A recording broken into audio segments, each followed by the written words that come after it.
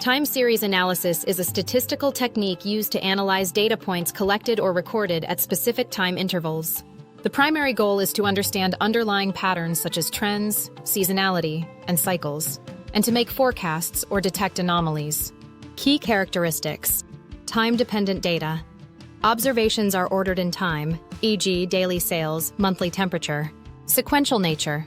The order of data matters. Future values often depend on past values. Common components: trend, long-term increase or decrease in the data. Seasonality, regular periodic fluctuations, e.g., yearly, monthly. Cyclic patterns, non-fixed, long-term fluctuations, e.g., the economic cycles. Noise, random variation or irregularity in the data.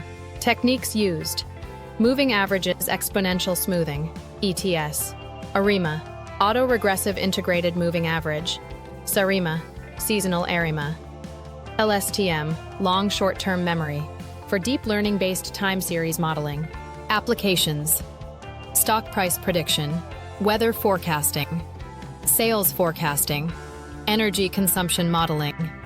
Anomaly, detection in system logs. Time series analysis helps businesses and researchers make informed, data-driven decisions by leveraging historical patterns and projecting them into the future.